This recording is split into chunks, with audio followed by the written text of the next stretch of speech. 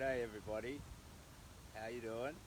This is Captain Australia and I'm just on the fringe of Grafton in a farm, resting under some abandoned farm equipment.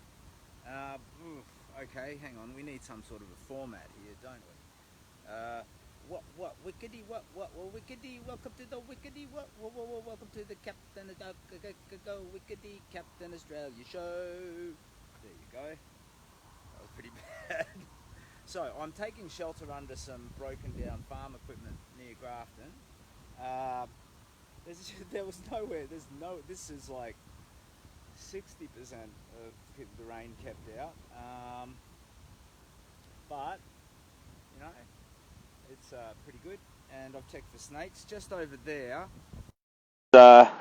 Nearby shed. I reckon underneath. I told you not to eat those mushrooms. Okay, Dan. You want some more, do you? Okay. Hello, everybody, and welcome to the wickedy wickedy Captain Australia show. Jesus Christ, what's wrong with me? I don't know. So, hanging out under rusty farm equipment near Grafton.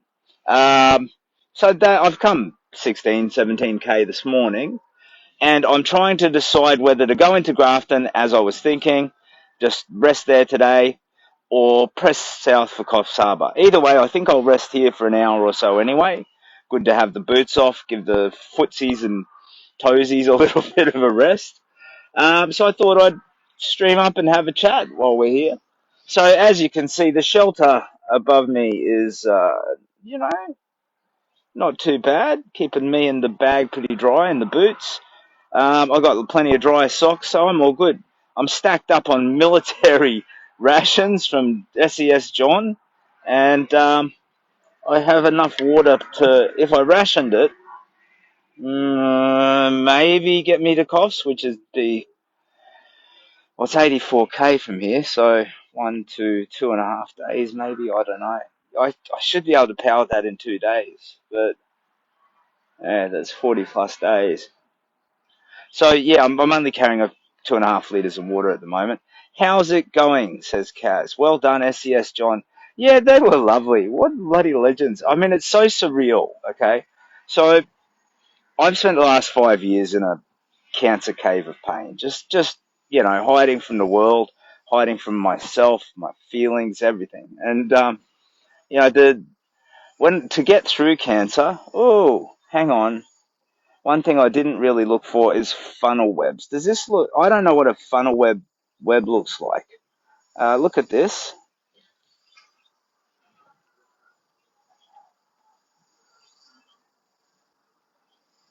It looks like an old abandoned web, but they're more like a tornado shape, aren't they? Like a wee wee wee wee wee wee wee.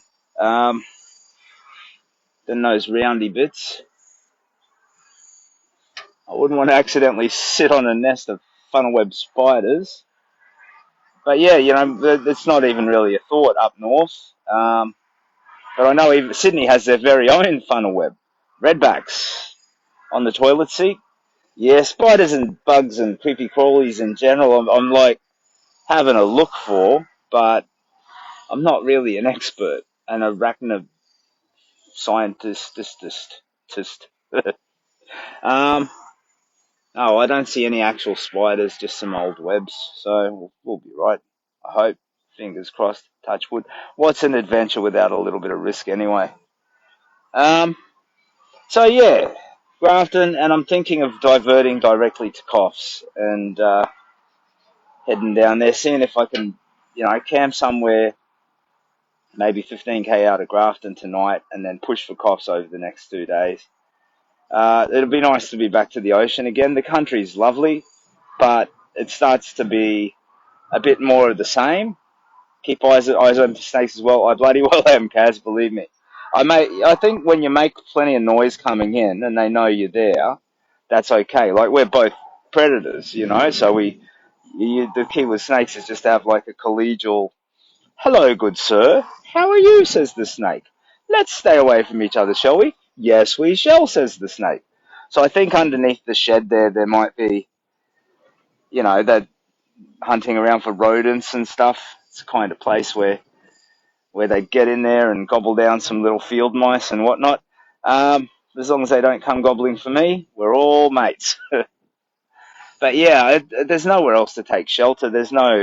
In these long country stretches, there's no roadside anythings really. They're designed for people on a road trip, so they're every 80 k's or something. Whereas once you're on the beach, there's amenities everywhere. It's just a lot easier. Even showers and water and whatnot. Oh, my wife texted me. Got the bill for rates. Damn you, Brisbane City Council. Okay, I'll give her a call later. Yeah, so I think I'll just divert south and head for Coffs and see how much ground I can make. And all is well. Didn't sleep so well last night. Don't know why. Sometimes the hammock is great, and when you're exhausted, anything is great. But last night I just couldn't find the right position for it. Watch out for redbacks. Just checking comments. Okay, good. Haven't missed anything. Great news, Mrs. Captain. Yeah, hang on. Great news for Brisbane City Council. Not, no, actually, the Brisbane City Council, I would commend them. They were lovely to me. So I didn't realise, but because of my situation, so my business had collapsed. I had all of these cascading health problems. I was entitled to get a discount on my rates, and when I rang to organise it, they applied it, and I said, apparently I've been entitled to get this for a couple of years. Is there any way it can be backdated or anything? And the guy said, look, we don't do that, but leave it with me, buddy. I'll call you back. And he did. He called me back the following day, and he arranged it to be backdated for a year. So that saved me one full quarterly rates bill, pretty much, which was great. So Kaz says, lol. Yes, it's so funny having to pay bills. A poor old wife too. So normally I'm the one on the computer paying all the bills and taking care of all of that. Sorry, no, I don't mean I'm the man, I earn the money.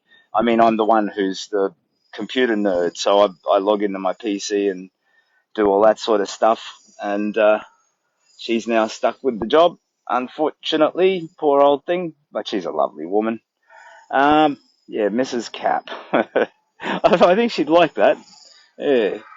Uh, Yeah, no, she'd be like, what, Batman had a girlfriend, and she was like Catwoman and stuff, right? Like, Spider-Man had a girlfriend, that Black Cat, well, Mary Jane, but he also had a romance with that, similar to Batman, Black Cat, whatever her name was. Every superhero needs a, love interest, keep it spicy. Oh dear, hang on, you're not a superhero, Simon. Dory, don't forget that. So,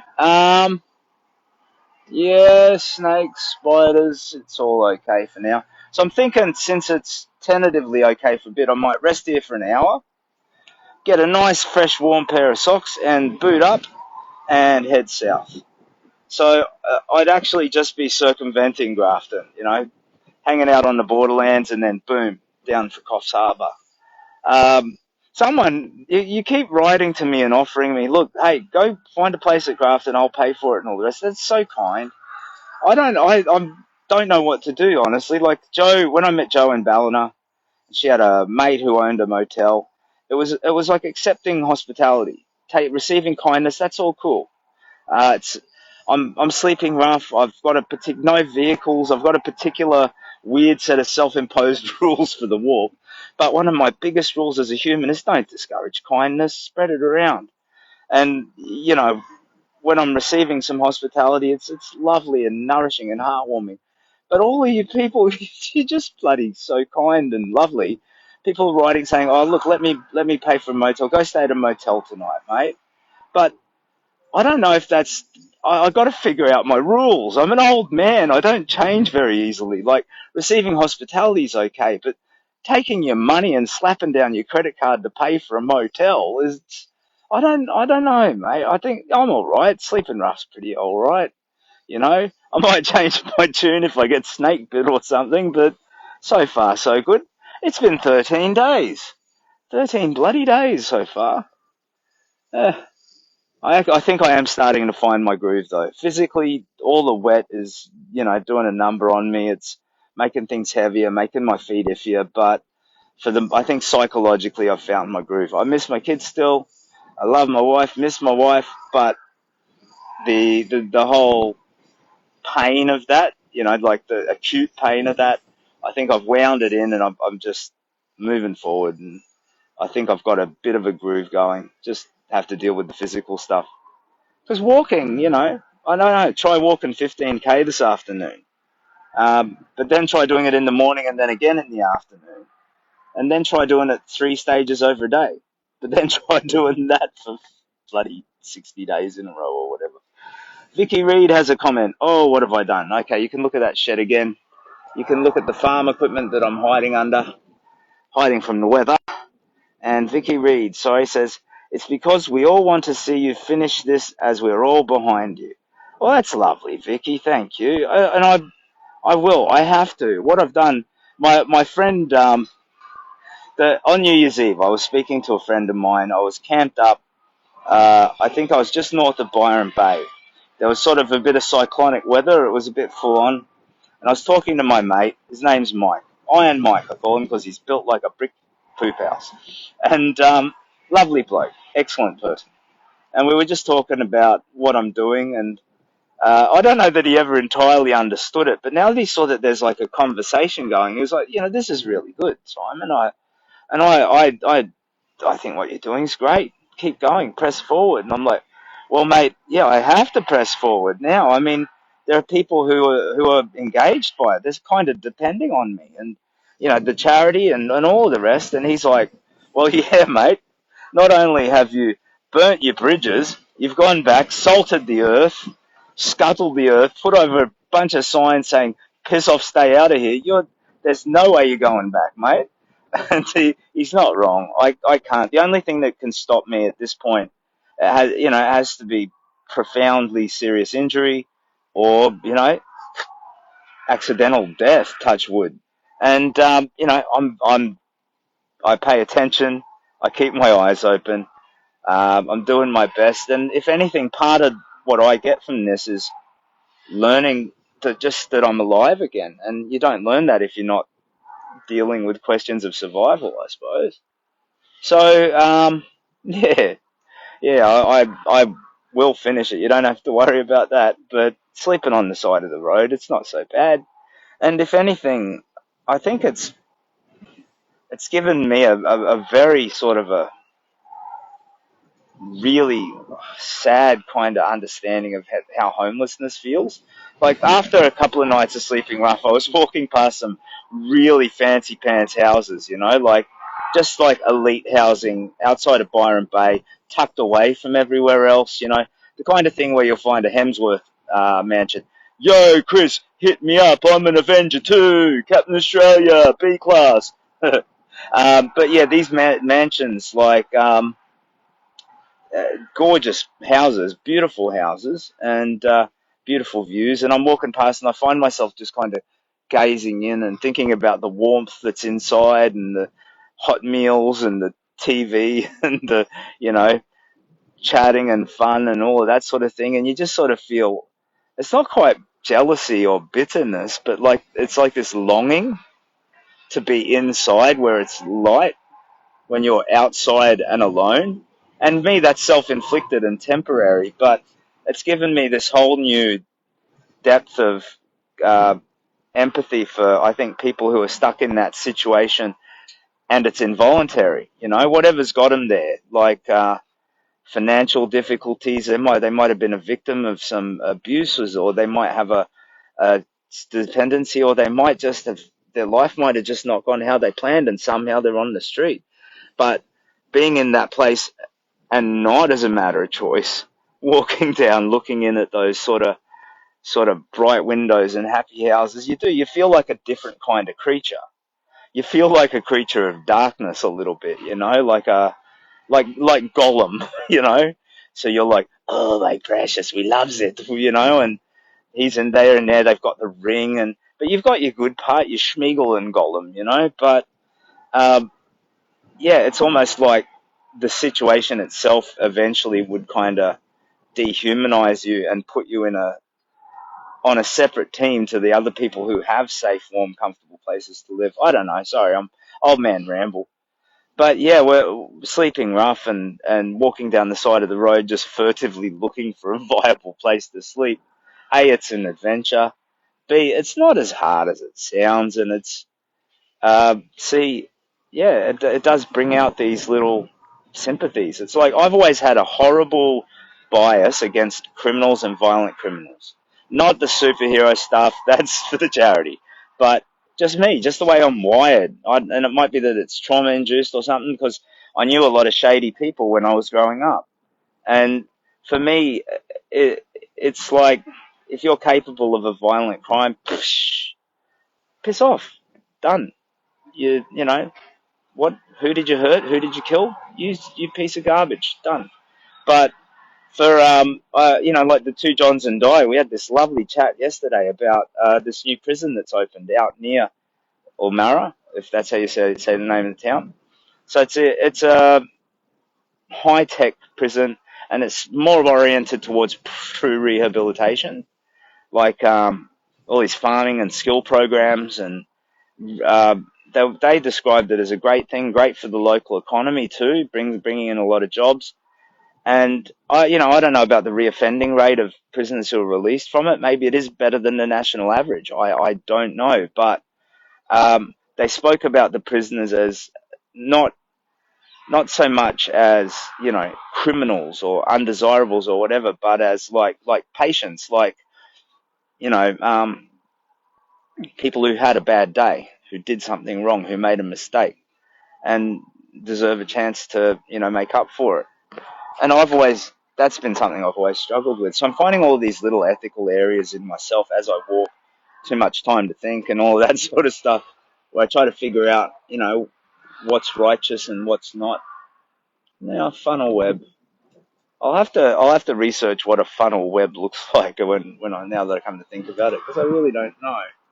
And they can, like, you can get nausea and vomiting and like spasms and stuff, can't you? I think. Yeah.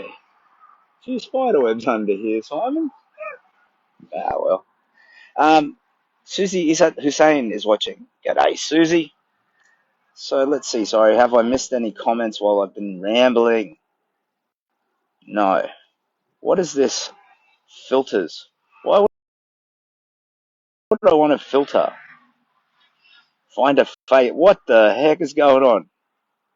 Okay, this is creepy. Uh, oh no. Sorry, I haven't played with this stuff before.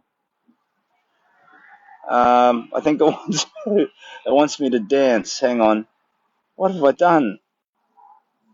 Okay, there we go. Sorry about that. Oh, find a face.